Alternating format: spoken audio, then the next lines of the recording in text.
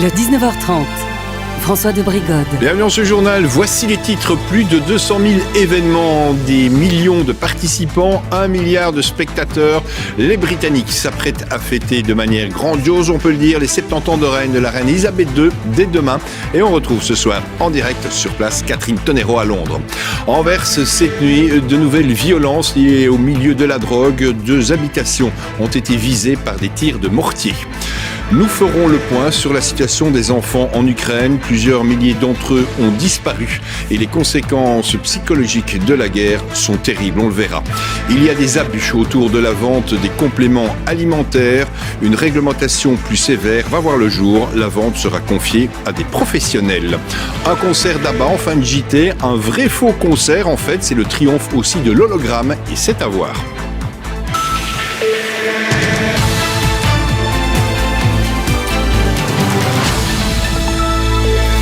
Bonsoir à toutes, bonsoir à tous. C'est jour J-1. Les Britanniques se préparent, on peut le dire, à célébrer dès demain les 70 ans de règne de la reine Elisabeth II. Un moment historique pour une monarque immensément populaire. Ces célébrations offrent un moment de répit et d'unité pour beaucoup des 67 millions de Britanniques. Les préparatifs s'achèvent aujourd'hui devant le palais de Buckingham. Alice de Batty. Rue décorée, route barrée, sécurité renforcée et un dernier tour pour s'échauffer. Londres se prépare pour le jubilé de platine de la reine Elisabeth II, un moment historique que Mary Jane n'aurait raté pour rien au monde. Elle a planté sa tente sur le Mall, l'avenue qui mène à Buckingham Palace, dans l'espoir d'être aux premières loges demain matin. It's the only way to make sure that you're at the front of the barrier when that royal coronation coach goes past, that golden coach, and to see the Queen in it will be the most magical moment. Comme elle, ils sont des dizaines d'inconditionnels de la royauté, bien organisés. Certains sont là en famille. This is a once-in-a-lifetime opportunity. You'll never ever get this opportunity again to celebrate the reign of a monarch that's reigned for 70 years. Not in my lifetime, and probably not in Emma's lifetime either. Sarah et ses filles sont aussi venues pour une photo souvenir, mais demain, elles préféreront la tranquillité de leur canapé. Tomorrow, we're just going to go and celebrate.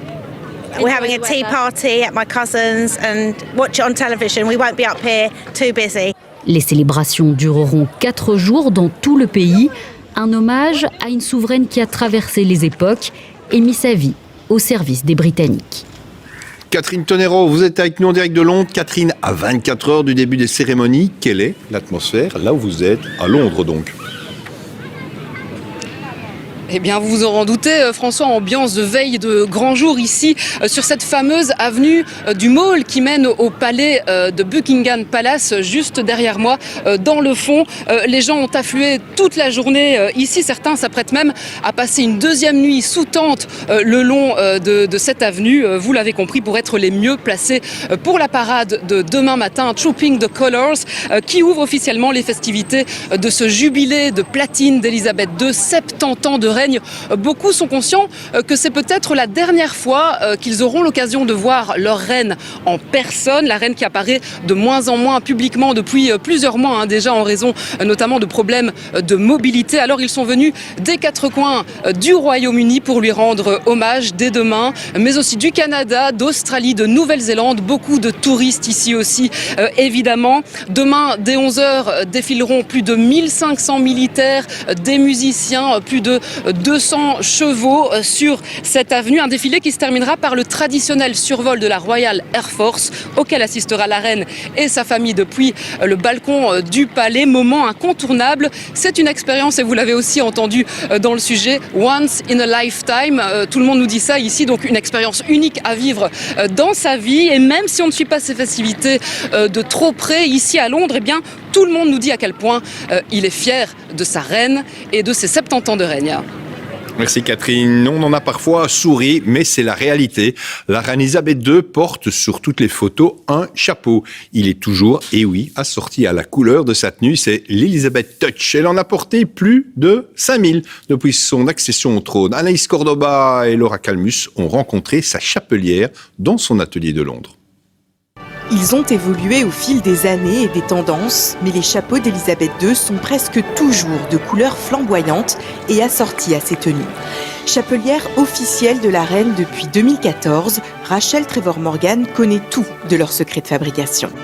So this hat was made in a fine Grazia straw, which is basically, it's a very clean, fine straw, which I love using. Dans cet atelier du XVIIe siècle, elle confectionne les couvre-chefs de la haute société anglaise depuis 30 ans. Elle nous explique pourquoi Élisabeth II choisit presque toujours des couleurs vives. People have come to see her because, you know, she's very special and people want to see her. So if you're wearing a bright colour, it's obvious where she is. And maybe that's part of the reason for hats too. Although she's, as we know, she's always worn hats. And I think it has a dignity and a gravitas which, you know, a hat brings to anybody. C'est le styliste de la reine qui lui passe commande. Il lui envoie un échantillon de la tenue que portera la souveraine. En fonction de la matière et de la couleur choisie, Rachel Trevor-Morgan fabrique alors le chapeau.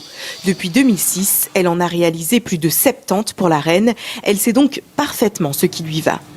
I've used for many people, but it's one that I do quite often use for the Queen because it's a very good shape for her. And millinery is all about getting the right balance and I suppose you working out what shape works for what person. So, you know, this shape works well for her. Base du chapeau, plumes, fleurs, tout est réalisé à la main et chaque création demande des heures de travail minutieux. It requires a very steady hand and a good eye to cut those lines incredibly straight. À l'approche des célébrations du jubilé de platine, Rachel Trevor-Morgan est aux aguets, car elle ne sait jamais si la reine portera l'un de ses chapeaux, ni pour quelle occasion. The royal family appear in the carriages. We don't know, and we're watching the television along with everybody else and holding our breath and hoping that the colour means that it's our hat. Et elle n'est pas la seule à se demander ce que portera Élisabeth II pour le jubilé de platine. Les Britanniques adorent parier sur la couleur du chapeau de la reine lors des grandes occasions. That is such an important and difficult question. I would say lilac. Why? Because I think it's platinum jubilee, you go with something sort of, but silver is not so flattering at her age. I think lilac. Our Majesty usually likes to have very colourful dresses and hats, but maybe as it's the Platinum Jubilee, she might go for something a bit more silvery. Quelle que soit sa couleur, le chapeau devra être à la hauteur de l'événement. Jamais un souverain britannique n'a atteint 70 ans sur le trône. Et dès demain à 9h, la RTBF met les petits plats dans les grands pour suivre les cérémonies du jubilé sur la Une, sur Ovio et sur Viva, émission présentée par Ophélie Fontana, Cyril et Patrick Weber. Chez nous, cette nuit, de nouvelles violences liées sans doute au milieu de la drogue à Anvers. 2 habitations des districts anversois, en fait, de Borgerhout et Merksem ont été visées par des mortiers d'artifice. Une enquête a été ouverte. Le reportage de David Brichard. L'enquête révèle que c'est une batterie de feux d'artifice qui, en explosant, a provoqué tous ces dégâts. Il est 1h du matin dans cette rue de Borgerhout en périphérie anversoise, lorsque plusieurs détonations secouent le quartier. Suite à ça, 5 personnes sont emmenées à l'hôpital pour des problèmes auditifs sans conséquence. C'est le cas de Storm, qui dormait paisiblement au moment de l'incident. Ik heb echt een drukgolf gevoeld op mijn oren, een lichtflits gezien, maar ik ben niet op de grond gevallen of zo. Ik ben direct naar buiten gegaan om te gaan kijken wat er gebeurd was. En we dachten eerst dat er een auto ontploft was, maar dan zagen wij het gat in de grond. En dan dachten wij al van, ja, het zal niet de auto geweest zijn. La maison visée est bien endommagée, celle de Jamal Ben Sadiq, un kickboxer anversois. L'homme est un des suspects importants dans le dossier Sky ICC. Sky ICC, c'est ce vaste coup de filet de la police dans le milieu criminel de la drogue. Alors l'explosion de la nuit dernière est-elle une fois de plus une tentative d'intimidation venant des trafiquants? La justice anversoise ne le confirme pas encore. Mais si c'est le cas, cela voudrait dire qu'Anvers est loin d'en avoir fini avec ce fléau. malgré les nombreuses arrestations. Ik denk dat het heel belangrijk is om ook aan te geven dat we veel geleerd hebben uit Sky ICC, hoe dat het wereldje in elkaar zit. Maar we worden natuurlijk wel geconfronteerd. De drugshandel of de cocaïnesmokkel houdt niet op na 9 maart 2021 met de doorbraak in Sky ICC. Maar we werken daar op verschillende fronten zeker aan verder. Dans la nuit, une autre explosion s'est produite du côté de Merksem. Les autorités anversoises ont mis en place une cellule de soutien pour les riverains impactés. Et puis mobilisation aussi autour de l'abattage rituel des animaux. Un rappel quand même tout d'abord, en Wallonie et en Flandre, il y a étourdissement au préalable. À Bruxelles, la question est débattue et un collectif de citoyens ne veut pas de cette obligation. Comme ailleurs dans le pays, ils ont lancé une pétition. Explication avec Samir Herman, Joris Boulouk et Valentin Boisgelot. 127 000 signatures pour cette pétition, dont 100 000 à Bruxelles. C'est quasiment un électeur sur 5 en région de Bruxelles-Capitale. Les communautés juives et musulmanes s'associent et parlent ici d'une seule voix. Leur objectif, pouvoir continuer d'abattre les animaux sans étourdissement préalable, comme le réclame leur culte religieux. D'autant plus que pour eux, l'étourdissement tel que pratiqué actuellement est cruel. On abat 10 millions de cochons chez nous. Vous savez comment on fait ? On met des cochons dans un caisson et on envoie du gaz carbonique. Il faut entendre ces bêtes souffrir. 10 millions et ça n'émeut personne. Est-ce que vous trouvez que c'est normal de laisser passer cela ? Pourquoi s'attaquer seulement au rite alors qu'il y a tellement de choses encore à améliorer ? Il est clair que le débat n'est pas sain. Il est focalisé sur les dernières secondes de la vie d'un animal, alors que le bien-être animal, c'est quelque chose de beaucoup plus important, beaucoup plus compliqué. Aujourd'hui, c'est le sentiment que les musulmans et les juifs ont vis-à-vis de cette ordonnance. Ils nous font paraître comme des sauvages, comme ceux qui sont contre le bien-être animal, alors que nous sommes les premiers à se battre pour le bien-être des animaux. Du côté de la science, la question divise et le débat fait rage depuis 2 semaines au Parlement bruxellois. 3 partis de la majorité, Défi, Groen et Open VLD, veulent imposer l'étourdissement avant tout abattage d'animaux. Il y a une forme d'hypocrisie derrière tout ça, où on pousse à un débat idéologique qui a quand même été initié par l'extrême droite et par la droite nationaliste identitaire qui prône le repli sur soi, à savoir la NVA, qui a trouvé un allié objectif dans le parti Défi, qui a mis ça sur la table du Parlement, alors que le commissaire européen aux droits de l'homme, Didier Reynders, pour ne pas le nommer, avait dit qu'à Bruxelles, jamais son parti ferait en sorte que ça monte au Parlement, parce que Bruxelles, c'est différent de la Flandre et de la Wallonie. Le PS, de son côté, s'affiche aux côtés des signataires. Ils soutiennent leur demande. Un vote et une décision est attendu d'ici quelques semaines. André Guelen est décédé aujourd'hui à l'âge de 100 ans dans sa commune d'Ixelles. C'est une des dernières, grandes héroïnes résistantes qui disparaît. André Guelen a fait partie pendant la guerre du comité de défense des Juifs, une organisation de la résistance à l'occupant nazi. Elle avait 20 ans, était toute jeune institutrice. Elle disait toujours qu'elle avait fait ce qu'il fallait. Elle a osé cacher au péril de sa vie des milliers d'enfants juifs alors que les rafles en 42 faisaient rage à Bruxelles. Elle était juste parmi les nations et cela depuis 1989. À suivre dans ce journal, le prix des voitures de location augmente. Conséquence, on le verra, de la période Covid et de la guerre en Ukraine. L'équipe d'Ukraine de foot joue un match de barrage pour se qualifier pour la Coupe du Monde. Un moment important, évidemment, pour les Ukrainiens. Nous reviendrons sur le duel de titans hier à Roland-Garros entre Djokovic et Nadal. Un tennis de grand niveau, une finale avant la lettre. Ce 1er juin, c'est la journée internationale de l'enfance, l'occasion pour l'UNICEF de rappeler le sort subi par les enfants en situation de guerre, comme en Ukraine, où ils sont plusieurs millions à avoir aujourd'hui besoin d'une aide humanitaire ou psychologique. Certains sont même totalement livrés à eux-mêmes. Les explications de Benoît Feit et Fred Varlet. Sur ces images, on peut voir la joie des enfants de la famille Bouriac, pêchant quelque part au bord d'un étang près de Zaporizhia. Mais ça, c'était avant la guerre. Et surtout, avant que le petit Vladislav ne soit enlevé par des soldats russes au passage d'un checkpoint. Il n'est jamais allé à l'armée. Il n'a jamais tenu un fusil. Il est toujours à l'école. Oleg travaille pour le gouvernement ukrainien. Et il est persuadé que c'est précisément la raison pour laquelle son fils a été enlevé par des soldats russes. Je sais qu'il est dans une cellule. Des négociateurs russes m'ont laissé lui parler aujourd'hui. Il me demande sans arrêt quand est-ce qu'ils vont me relâcher. Quand est-ce que tu viens me chercher? Mentalement, il tient toujours le coup. Ils ne l'ont pas encore brisé. Vladislav n'est malheureusement pas le seul enfant à avoir disparu depuis le début de cette guerre.